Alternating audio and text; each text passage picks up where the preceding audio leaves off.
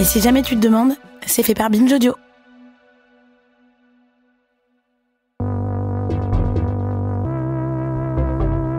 Que l'on songe aux formes d'emprise charismatique exercées par des collègues ou des supérieurs, par des conjoints, pères ou grands frères, par des enseignants et autres mentors, qui n'a pas fait l'expérience d'obéir sans trop savoir pourquoi ni comment à l'autorité tyrannique d'une personne au discours progressiste, connue pour son aura, que ce soit au travail, dans la famille ou pendant ses études. Cette question nous est posée par la sociologue Julie Pagis au début de son livre « Le prophète rouge ». Elle y raconte une histoire folle, mais pas si extraordinaire. Celle d'une domination totale exercée par un leader charismatique sur des hommes et des femmes qui ont tout sacrifié pour la révolution. Cette histoire, c'est celle des rapports de pouvoir qui traversent les luttes militantes à gauche, qui bousillent nos projets de résistance dans un monde où le fascisme galope et où la masculinité triomphante revient en force. Aujourd'hui, la France compte près de 22 millions de bénévoles au sein d'associations, de syndicats, de partis politiques. Ça fait 43% de la population adulte du pays. Bon, dans le lot, il n'y a pas que des militants progressistes, mais quand même, beaucoup d'entre nous investissent de leur temps et de leur énergie, de leurs moyens aussi, pour tendre vers une société plus égalitaire. Pourtant, souvent, on se retrouve à reproduire les pires violences du système qui nous étouffe. Quels sont les ressorts de la domination masculine chez les chefs de file providentiels ? Comment les violences patriarcales, mais aussi capitalistes, racistes ou validistes, ressurgissent dans les groupes militants de gauche ? Comment des idéaux politiques peuvent être transformés en outils pour asseoir son pouvoir ? Je m'appelle Naomi Titi et vous écoutez l'épisode 114 des Couilles sur la table, un podcast créé par Victoire Tuaillon.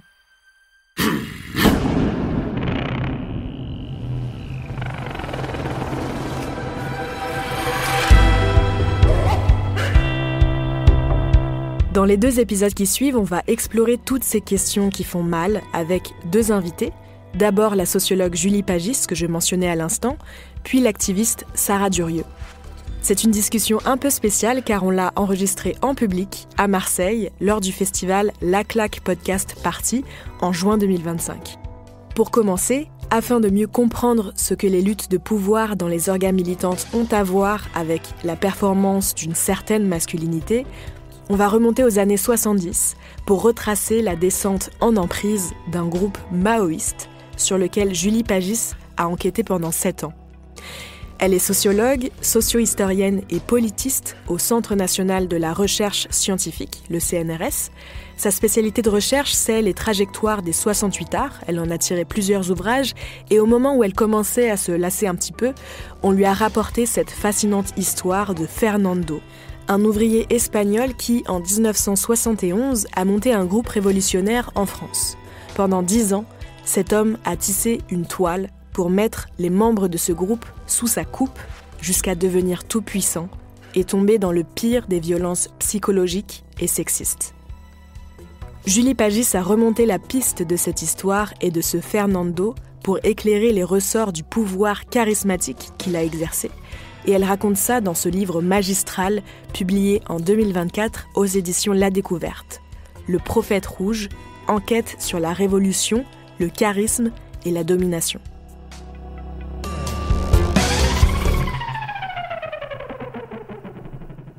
J'ai commencé par lui demander de retracer les prémices de ce groupe et de nous dire comment Fernando en a recruté les membres.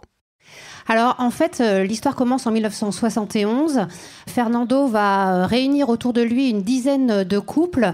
71, le contexte est important. C'est des personnes qui avaient participé aux événements de mai-juin 68, qui a été la plus grande grève générale du XXe siècle en France. Et pour celles et ceux qui ont vécu les prémices d'une révolution et qui, après, dans les mois et années qui suivent, y ont consacré des fois un temps plein, En 1971, ça commence à faire long d'attendre cette révolution, et donc c'est un peu un moment charnière où certains révisent leurs illusions révolutionnaires, les convertissent dans leur profession, et c'est aussi des moments propices, ces moments de crise, à l'avènement d'hommes providentiels, de prophètes du style de Fernando. Et donc Fernando arrive, il se présente comme un ouvrier espagnol réfugié politique en France du fait de son militantisme antifranquiste, et surtout il revient d'un séjour de 3 ans à Pékin où il aurait participé à la traduction des œuvres de Mao. Donc il arrive en pleine révolution culturelle. Donc là il rentre de Chine, et évidemment dans ce contexte, ce bouillonnement militant des années post-68, sa proposition, son offre politique, il leur dit on va fonder une avant-garde marxiste-léniniste, c'est-à-dire maoïste. Le maoïsme, pour replacer ça rapidement dans ce champ du militantisme post-68, vient donc du président Mao Tse-tung, et c'est en fait une proposition de revenir à un vrai communisme, puisque donc Mao et le marxisme-léninisme critiquent le communisme de l'URSS qui s'est bureaucratisé, et donc en gros c'est un moyen dans les différents groupes d'extrême gauche qui fleurissent au lendemain des événements de mai-juin 68. Il y a les trotskistes, les maoïstes, c'est un moyen de poursuivre un idéal révolutionnaire et d'essayer de faire aboutir un communisme qui ne serait pas dévoyé. Et surtout, quand il leur propose de monter une véritable avant-garde maoïste, en fait, il leur dit, regardez autour de vous tous les groupes maoïstes qui existent. On connaît la gauche prolétarienne, la figure de Robert Linhart, qui a écrit l'Établi. Donc, il y a pas mal de groupes maoïstes autour, mais il leur dit, regardez, ces groupes, en fait, c'est des révolutionnaires de salon, c'est des faux révolutionnaires. La preuve, ils mettent à leur tête des petits bourgeois ou des intellectuels. Et on peut pas lui donner complètement tort. Moi, ça faisait 15 ans que je travaillais sur ces trajectoires 68ardes, et effectivement, les groupes d'extrême gauche avaient à leur tête plutôt des personnes des ouvriers. Donc lui, son credo, et c'est ce qui fait qu'il va attirer aussi celles et ceux qui vont le suivre, c'est une dizaine de couples au départ, des personnes qui sont dans des moments d'impasse biographique, qui connaissent des frustrations par rapport au militantisme dans lesquels ils étaient et qui n'aboutissaient pas. Et donc là, il leur dit, voilà, on va fonder cette avant-garde, et en fait, on va mettre en pratique nos idéaux dès maintenant dans notre groupe, en se convertissant à la condition ouvrière, et effectivement en ne mettant pas à la tête de l'organisation des intellectuels ou des petits bourgeois. Oui, parce que lui, donc, je le répète, il était ouvrier espagnol, enfin de nationalité espagnole, et aussi ce qui a fait qu'il a pu fédérer ce groupe autour de lui, c'est qu'il avait beaucoup de charisme, ce Fernando. Alors le charisme, c'est pas juste qu'il était genre tchatcheur, c'est aussi parce que c'est une tradition en sociologie qui retrace ce que c'est que le charisme, et qui a une définition très particulière et qui produit une forme spécifique de pouvoir. Alors est-ce que vous pouvez nous expliquer ce que c'est que la domination charismatique, et pourquoi est-ce que Fernando a fasciné tellement ces jeunes gens ? Oui, moi, le point qui m'a intriguée dans l'histoire de ce groupe, comme vous l'avez dit, j'en avais un peu marre de travailler. Ça faisait 15 ans que je travaillais sur les trajectoires des 68ards et des 68ards, mais dans l'histoire de ce groupe, je sentais qu'il y avait quelque chose d'assez différent et qui était autour de la nature du pouvoir qui avait régi ce groupe. Et sur la nature de ce pouvoir, j'ai assez rapidement mis le terme de charisme, non pas uniquement parce que toutes et tous me disaient que Fernando avait une aura incroyable, est extrêmement charismatique, mais évidemment, quand on est sociologue, charisme, ça fait tout de suite tilt, et on pense à un de nos pères fondateurs, Max Weber, qui a travaillé sur les différents types de domination, et donc c'est à Max Weber qu'on doit la notion de domination charismatique. Et une définition exigeante de ce qu'il appelle le charisme personnel. Et en fait, l'histoire du groupe rentrait complètement dans cette définition sur laquelle je vais revenir rapidement, et me permet en fait, avec ce livre, de revisiter la notion de domination charismatique, mais de manière critique. C'est quoi les attributs du charisme ? C'est la croyance de ceux et celles qui vont suivre le leader charismatique en des qualités extraordinaires. Le deuxième point, c'est la soumission absolue, la soumission extrêmement forte à sa domination. Donc ça, c'était vraiment le cas. Le troisième, c'est l'idée qu'on rentre dans une communauté émotionnelle, on y entre par conversion. Or, effectivement, Fernando leur a dit « Suivez-moi et on va se convertir à la condition ouvrière. On va aller faire la révolution en devenant établi, c'est-à-dire ouvriers, ouvrières dans des usines pour y faire la révolution. » Le quatrième facteur, c'est le fait que le leader, comme ceux et celles qui le suivent, partagent une mission subversive de renverser l'ordre établi. Donc là, clairement, c'était renverser les hiérarchies sociales dominantes. Et la dernière caractéristique du charisme qui est importante, c'est son instabilité. Parce que dans les 3 types de pouvoir définis par Max Weber, la domination traditionnelle, la domination légale rationnelle et la domination charismatique, le charisme est le plus fragile. Pourquoi ? Parce qu'il ne repose sur aucun titre ni fonction, mais uniquement sur la personne porteuse de ce charisme et uniquement sur la croyance en ses qualités extraordinaires. Donc croyance qui n'est jamais définitivement acquise et qui d'ailleurs oblige le leader à constamment faire des miracles, dit Weber, ou en tout cas faire preuve de son caractère extraordinaire. Et donc c'est notamment ça qui va entraîner une dynamique de radicalisation.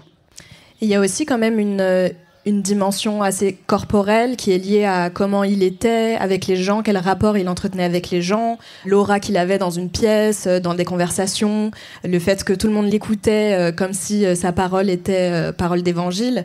Ça, est-ce que c'était présent dès le début de vos recherches et à quoi vous l'avez perçu dans les archives ? Alors, en tout cas, au début, j'ai commencé par faire des entretiens avec les anciens membres du groupe que j'ai retrouvés. Et effectivement, tous disaient l'importance d'avoir le sentiment qu'ils étaient compris par Fernando, parce que le charisme repose beaucoup sur l'éloquence. Effectivement, c'est une relation charnelle, une relation où on individualise. Certains me disent qu'ils avaient l'impression d'avoir été compris comme jamais par cette personne que certains voyaient un peu comme un messie, effectivement. Donc, effectivement, l'aspect charnel, la voix, l'importance de la voix, sont un peu un des vecteurs de ce charisme, puisque comme c'est un pouvoir incarné dans la personne, évidemment que la personne et ses attributs comptent. Et vous écrivez dans votre livre que le charisme, on le réserve généralement aux hommes. Alors pourquoi ? Alors, comment dire ? C'est un constat. Le charisme est effectivement largement masculin. On pourrait jouer au jeu de citer des grandes femmes, figures charismatiques. On aurait vite terminé. Donc, c'est effectivement donc une construction sociale. C'est aussi tout l'enjeu, évidemment, de ce livre, de montrer que, justement, personne n'est extraordinaire, ni Fernando, ni personne, mais que donc c'est une construction sociale. Et étonnamment, en fait, quand je décide de m'attaquer à cette notion de domination charismatique, je cherche des travaux là-dessus et personne, alors on peut pas reprocher à Max Weber de pas avoir fait du genre, ça serait l'anachronisme, mais j'ai trouvé rien qui revisitait cette notion de charisme à l'aune du genre et des violences de genre et de sexualité. Donc ça, effectivement, au fil de l'enquête, par les entretiens, puis par les archives sur lesquelles j'ai beaucoup travaillé, les archives de ce groupe, j'ai pu documenter en fait l'importance des violences de genre et de sexualité et finir par dire que c'est un des instruments les plus puissants de l'exercice de cette domination charismatique. Oui, on va un petit peu les passer en revue, mais ce qu'il faut dire déjà, c'est que le charisme, dès le départ, il sert à mettre en place des instruments de contrôle du groupe, à la fois individuellement, mais sur l'ensemble du groupe. Vous avez pu le voir donc dans les comptes rendus de réunions, dans des lettres, dans les entretiens que vous avez menés avec les anciens membres quand vous les avez rencontrés. Et par exemple, il y a un document que Fernando a rédigé, qui est un texte fondateur qu'il appelait le document rose, auquel tout le monde devait prêter serment, qui prenait un engagement total à l'organisation, une remise de soi systématique. Et il y a un autre instrument de contrôle que j'aimerais que vous développiez, c'est l'autocritique. Alors ça, à quoi ça servait dans ce groupe et comment ça a servi un rapport de pouvoir ? Oui, les autocritiques, en fait, je vais commencer par dire que c'est pas un outil militant propre au maoïsme. L'autocritique est un instrument, est un outil largement répandu dans les mondes communistes au sens large. Et d'ailleurs, j'aime bien aussi toujours rappeler que l'autocritique en soi, c'est l'idée de se critiquer pour devenir un meilleur militant et qu'un certain nombre de nos dirigeants, ça leur ferait pas de mal de faire une bonne petite autocritique. Mais en fait, dans ce groupe, il se trouve que l'autocritique aussi, c'est normalement pour revenir sur la critique des pratiques militantes. Donc, ce qu'ils font, ils vont dans des foyers de travailleurs immigrés, mener l'enquête, ils vont aider des paysans chaque été à la campagne dans la Drôme, ils vont donc s'établir, devenir ouvrières en usine. Donc, ils font des autocritiques de leurs actions. Mais en fait, peu à peu, dans l'histoire de ce groupe, au fil des années, ils en viennent à passer des heures, des nuits à des séances de critique, d'autocritique, non plus uniquement de leurs pratiques militantes extérieures, mais finalement de l'ensemble de leurs faits et gestes, et bientôt jusqu'à leurs pensées. Donc voilà, c'est un outil militant, mais qui peut être dévoyé et sur lequel Fernando va pouvoir s'appuyer, puisqu'évidemment, quand on fait une autocritique, on met en avant ses points faibles et donc, quelque part, on livre tout un matériau sur lequel Fernando va pouvoir après tirer. En 1974, sa femme, que j'appelle Aline dans le livre, s'enfuit du jour au lendemain avec ses 2 enfants. Et donc là, c'est un événement comme ça qui va marquer toute l'histoire du groupe, sur lequel je reviens en détail dans le livre. C'est difficile de le faire en quelques minutes, mais en gros, Fernando, alors que en fait Aline s'est réfugiée, il la retrouve et elle livre à ce moment-là aux 2 personnes qui vont la chercher le fait qu'elle fait l'objet de violences conjugales, que Fernando leur a menti sur son passé, qu'il a abandonné 3 enfants en Espagne. En fait, Fernando va réussir, ça va prendre 1 an et il va utiliser différents outils, dont les autocritiques. Il va réussir à persuader chacune, avec des ressorts individualisés, de son interprétation, qui au final, c'est que Aline, en fait, n'a pas supporté la vie prolétarienne parce qu'elle était d'origine bourgeoise et que, en plus, en bonne bourgeoise, elle a privatisé les enfants et donc elle a enlevé les enfants à un père. Et à ce moment-là, en fait, l'autocritique va être utilisée à plusieurs reprises. Par exemple, peu après sa fuite, il y a une grande réunion collective où j'ai retrouvé les archives renéotypées. En fait, une des premières choses qui est faite, c'est d'exclure celle que j'appelle Anita, qui était son amie. Elles étaient établies toutes les 2 à la SNECMA dans la même usine. Et en fait, ils finissent par exclure Anita en disant comme t'étais son amie, c'est pas possible que tu ne savais pas qu'elle allait partir. En gros, elle a été jugée complice. Et donc, elle a été exclue. Sauf que, donc, une fois qu'on était exclus, il y avait des exclusions qui étaient définitives, mais il y avait des exclusions qui ne l'étaient pas. Et on pouvait chercher à être réhabilité dans le groupe.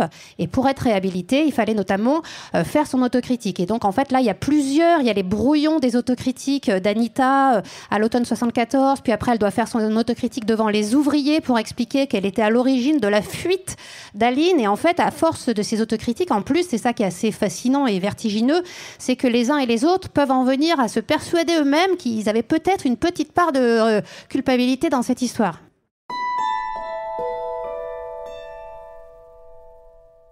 C'est assez fascinant parce que ce que vous décrivez comme instrument de contrôle avec toute la façon de réécrire l'histoire que Fernando a utilisée, moi ça me fait vraiment penser à des mécaniques de ce qu'on appelle le gaslighting dans les relations notamment conjugales qui sont beaucoup utilisées des hommes contre les femmes, donc avec l'idée de réemployer leur perception du monde mais en la tournant un peu, en leur faisant croire que finalement c'est pas tout à fait ça qu'elles ont vu ou c'est pas ça qui s'est passé, alors qu'elles-mêmes ont pu en témoigner par elles-mêmes. Enfin, c'est vraiment des violences masculines classiques finalement. Oui, tout à fait. En effet, par exemple aussi, elle est exclue au moment où elle est enceinte de 8 mois, Anita. Et puis en fait, au printemps d'après, Fernando convoque une assemblée extraordinaire pour leur dire que le moment est historique. Et en fait, il commence par faire lui-même son autocritique, ce qui est assez rare. Et donc à dire, en fait, je me suis fourvoyée, j'ai fait le pire qu'on puisse faire, c'est-à-dire utiliser le groupe pour ses intérêts personnels, puisqu'en fait, il les a tous mis à la recherche, à la traque, il faudrait bien dire, de Aline. Et donc, il leur dit, voilà, en fait, par contre, maintenant, j'ai compris, j'aurais d'ailleurs mérité d'être exclue, mais j'ai décidé de sacrifier ma vie privée et mes enfants pour la révolution, pour le groupe. Et donc, en fait, ce faisant et en faisant passer ce qu'il a fait pour un sacrifice de sa vie privée, il oblige les unes et les autres à en faire de même. Ça fait vraiment partie de son arsenal, de sa toile de l'emprise qu'il tisse, au nom vraiment de l'idéal politique à chaque fois. Donc sous son impulsion, tous les membres du groupe ont progressivement bouleversé leur vie. Déjà, ils ont commencé par déménager en banlieue, près de l'usine où ils étaient établis, chacune. Ceux qui ne voulaient pas d'enfants ou qui avaient des relations plus libres dans leur couple ont dû se conformer à ce que Fernando associait à un idéal de couple prolétarien, donc c'est-à-dire un couple exclusif et enfant. Aussi, ils passaient tout leur temps libre dans ce groupe-là. Ils se sont éloignés de leur famille, de leurs amis. Ils ont dû abandonner tous les hobbies qui étaient considérés comme petits bourgeois, genre écouter du free jazz. Voilà, ça, c'était plus autorisé. À un moment, il a même été décidé qu'une grosse partie de leur salaire devait être collectivisée, donc reversée à l'organisation, donc en fait à Fernando. Et ils ont même fini par emménager en collectivité dans un ancien couvent à Clichy-la-Garenne qu'ils appelaient le bâtiment avec un grand B. Les taux se resserraient d'année en année, mais malgré ça, il y avait quand même des mises en péril de son autorité. À Fernando, vous avez raconté la fuite d'Aline, mais qu'il a finalement retourné à son avantage. Mais il y avait aussi d'autres moyens, notamment les mises en concurrence avec les autres hommes de l'organisation. Par exemple, un de ses plus fidèles compagnons, qui s'appelait Paul, dont il a utilisé sa relation de couple pour finalement le refidéliser. Et là, il y a vraiment quelque chose d'un rapport de pouvoir, de masculinité qui s'est joué. Oui, alors ça me permet de faire le lien avec Anita qui a été exclue, parce que Anita, elle était en couple avec Paul. Et c'est un couple très intéressant dans cette histoire, un couple hétérogame, puisque Anita, elle est fille d'ouvriers et de femmes de ménage espagnoles. Elle est en couple avec Paul, qui lui est fils de la grande bourgeoisie belge. Et effectivement, Fernando va instrumentaliser cette différence de classe. Au moment où Anita est exclue parce qu'elle est jugée complice d'Aline, elle accouche un mois après. Et un jour, elle dit à Paul, elle dit « Mais comment tu ferais ? C'est compliqué. Si tu avais à choisir entre moi qui suis exclue de l'organisation, moi et les filles, ou l'organisation ?» Et Paul répond du tac au tac, je choisis l'organisation. Paul, son idéal, il voulait d'ailleurs pas d'enfant, c'est assez intéressant. Et c'est Fernando qui l'a convaincu en lui disant un bon ouvrier procrée. Donc avec cette vision aussi tout à fait fantasmée de ce qu'étaient les ouvriers et un couple ouvrier. Finalement, Paul est écarté de l'organisation, ce qui vit très mal. Il en veut à Anita parce qu'il dit qu'il est exclu à cause d'elle, par sa faute. Et donc, c'est aussi ça qui va entraîner Anita dans une dynamique de culpabilisation, puisque Paul, tout ce qu'il veut, c'est être réhabilité, revenir dans le groupe. Paul, voilà, il veut toujours prouver qu'il est un très bon militant. Et donc, ils vont effectivement être réhabilités au moment où ils s'installent dans ce bâtiment en 76. Quelque temps après, quand ils partent au Portugal, Fernando va monter de toutes pièces. Il va réussir à persuader tout le monde que Paul aurait monté un complot pour prendre le pouvoir dans l'organisation et sur sa femme. Et effectivement, en fait, là aussi, les archives permettent de montrer comment il arrive à persuader les uns et les autres qu'en fait, il cherchait à prendre le pouvoir dans l'organisation. Et il va réussir à persuader jusqu'à sa femme, Anita, qui va devenir la procureure de Paul au tribunal populaire devant lequel il est traîné. Il est jugé pour être un ennemi de classe. Et donc, effectivement, là, Fernando va jouer sur les ressorts très intimes. Et quand je disais tout à l'heure individualisé, c'est-à-dire vraiment lié notamment aux positions de classe et de genre. Et donc, il va jouer sur les dynamiques de pouvoir dans le couple et s'appuyer un peu sur tout ce que j'ai appelé les passions tristes, en fait, les petites jalousies, les ressentiments, les manques de reconnaissance qu'on connaît tous et toutes dans plein de moments. Sauf que là, en fait, à la fois, il les attise et après, il les instrumentalise, effectivement, pour saper tous les liens affectifs, notamment les liens affectifs les plus forts, ceux au sein des couples.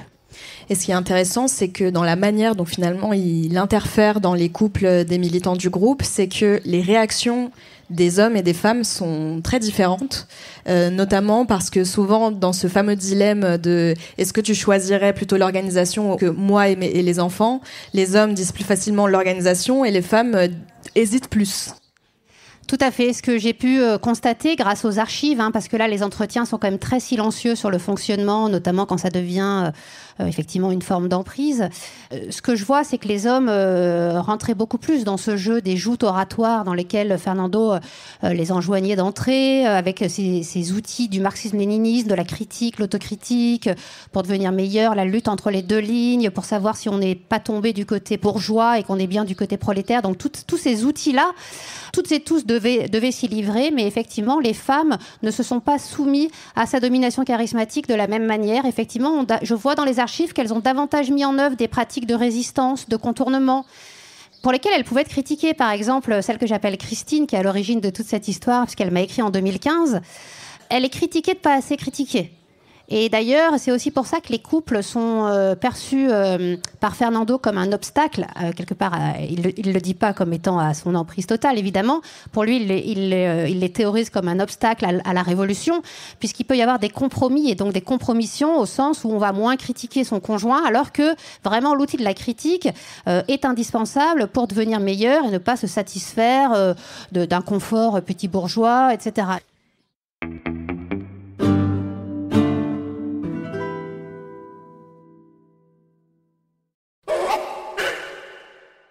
Vous avez parlé des violences conjugales que Aline a dénoncées avant de prendre la fuite avec ses enfants.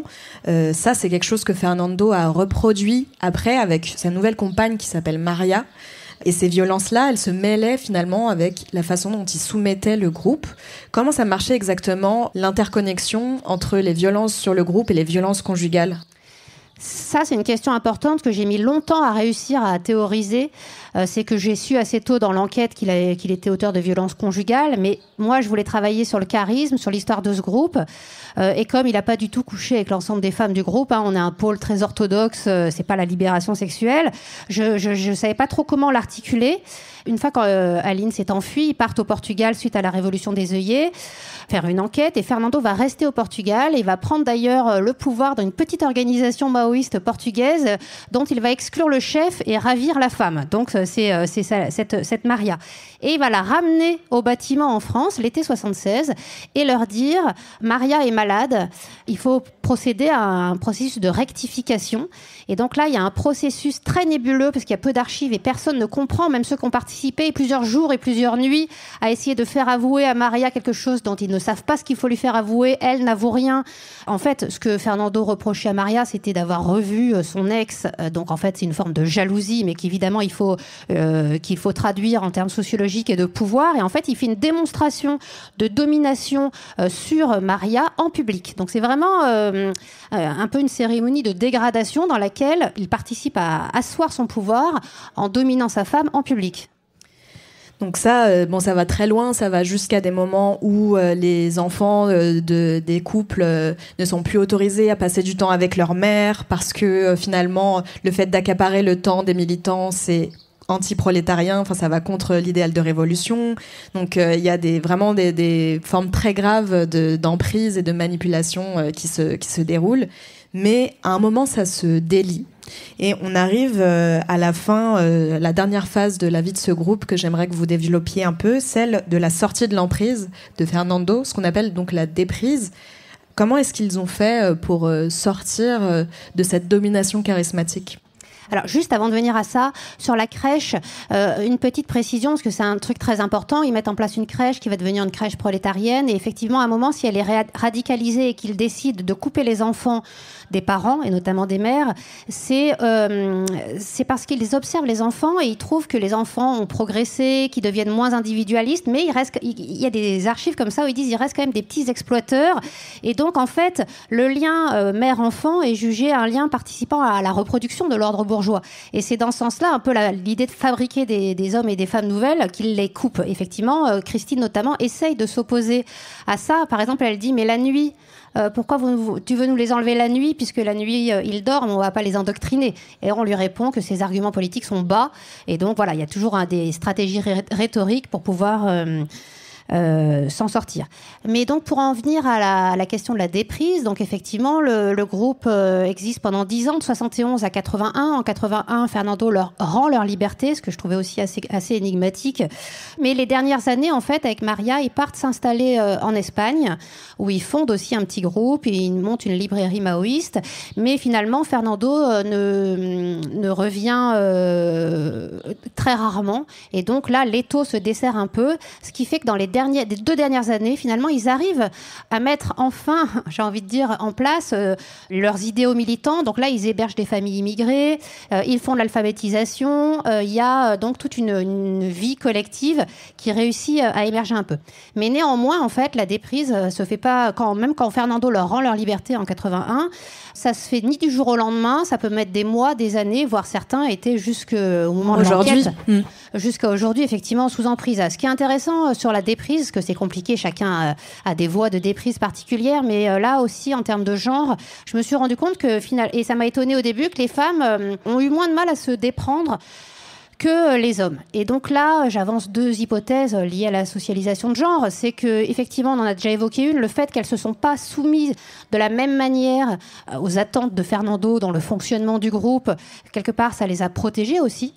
Et aussi le fait, malgré ce qui était demandé, de couper les liens avec la famille, etc., le fait qu'elles aient davantage gardé de liens avec leur famille, avec leur belle famille et de préoccupations pour les enfants, ça fait que ça les a protégées de ce que cherchait Fernando, c'était d'établir un lien exclusif avec chacun chacun. Elles ont gardé davantage de liens, ce qui les a protégées. Elles avaient un pied dehors, en fait, finalement. Exactement. Et à l'inverse, pour les hommes, comment ça se passait? Est-ce que c'est comme s'il fallait tuer le père pour se déprendre, ou qu'est-ce qui se déroulait dans cette entreprise-là de déprise? Par exemple, Paul, alors même qu'il est donc traîné devant un tribunal populaire, qu'il est jugé, qu'il est exclu définitivement, on m'a dit, j'ai pas trouvé ça dans les archives, mais visiblement il a même été question de l'éliminer, ce que Paul a découvert dans l'enquête, parce que du coup l'enquête fait que les uns les autres se sont revus après 35 ans, après 50 ans pour certains. Mais disons que Paul, lui, au moment où le groupe est dissous, ils partent avec Anita à Grenoble, mais il va s'établir en usine et il continue à penser que c'était l'organisation qui avait merdé et que Fernando restait un petit peu son prophète. Et lui, il lui a fallu, donc il y a différents moyens pour se déprendre, il a écrit 4 livres. 4 manuscrits autobiographiques sur cette histoire pour essayer d'en décortiquer tous les mécanismes, dont le premier s'appelait Jésus Mao, qu'on a retrouvé pendant l'enquête. Et du coup, voilà, l'écriture, dans le cas de Paul, et le fait de pouvoir parler aussi pendant une semaine avec Gérard, dont j'ai pas parlé, qui était un fils de paysan pauvre, et donc du fait de ses origines sociales, était toujours mis à la tête de l'organisation, jusqu'à ce qu'il se rende compte, en fait, il a sombré dans des épisodes de folie. C'est d'abord son corps qui a parlé. Il s'est rendu compte, lui, vers 77, qu'en fait, il se faisait manipuler. C'est aussi un moment assez terrible, parce que quand il s'en rend compte, il essaye de le dire à tous les membres du groupe. Personne ne le croit. Eh ben non, parce qu'en fait, à ce moment-là, il est effectivement... Il mélange des choses vraies avec le fait qu'il est persuadé que tout le monde a couché avec sa femme Lucette, ce qui, je pense, pouvoir affirmer que c'est faux. Mais du coup, comme il leur balance ça, il leur dit « Écoutez-moi, à la fin, vous me dites si je suis fou. » Et à la fin, ils lui disent « Tu es fou. » Et il part en hôpital psychiatrique. Donc lui, par contre, après une cure de repos, il comprend qu'il faut partir. Mais en fait, comme vous l'avez dit, il y avait une dépendance résidentielle et financière. Et donc lui, il explique qu'il lui faut 1 an pour essayer de retrouver un travail, et aussi d'ailleurs pour convaincre sa femme de partir. Parce qu'en fait, Fernando aussi avait dans ses stratégies, quand il sentait qu'il y avait un des membres du couple qui pouvait être dans une forme de lassitude proche du départ, en fait, il avait cette stratégie de placer l'autre membre à la direction. Donc voilà, comme moyen effectivement de l'empêcher de partir.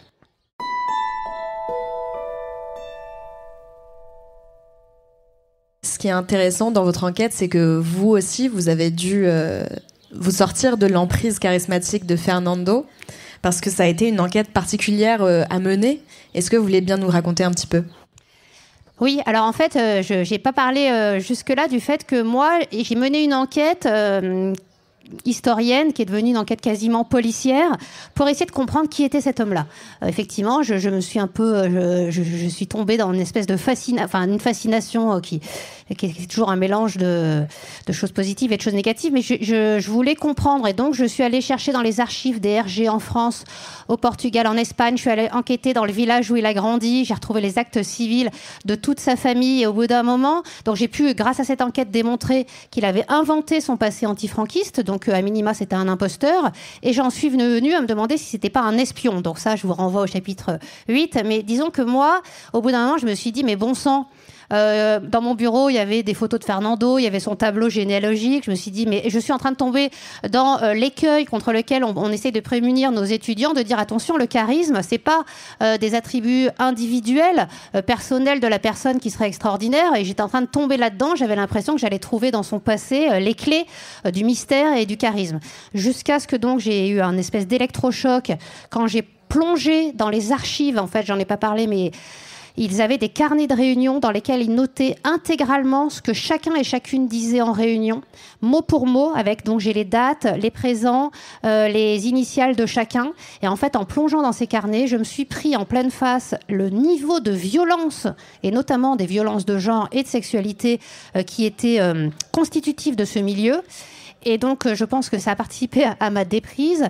L'autre déclic, c'est que j'avais l'impression que je pourrais jamais écrire ce livre tant que je savais pas si c'était un imposteur, un espion ou un maoïste convaincu, jusqu'à ce que je comprenne qu'en fait, il n'était pas extraordinaire comme personne extraordinaire, mais que par contre, il excellait dans l'art de se faire passer pour quelqu'un d'extraordinaire. Et c'est comme ça qu'en fait, je propose ce livre. C'est aussi une proposition théorique d'articuler le charisme à l'imposture. Bon, vraiment, c'est un livre passionnant. On a pu développer que quelques aspects de cette histoire incroyable. Je vous renvoie vraiment vers cette lecture parce que moi, ça m'a vraiment fascinée. Pour finir cette première partie d'entretien, est-ce que vous pouvez nous recommander une œuvre d'art en lien avec cette discussion ?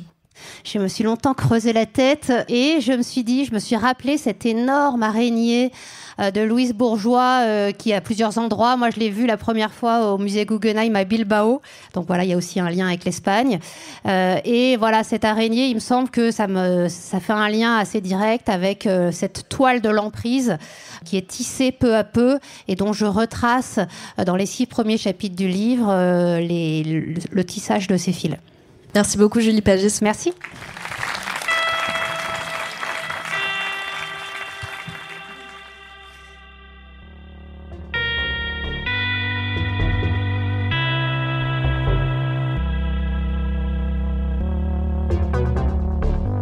C'est la fin du premier épisode sur les gourous de la Révolution.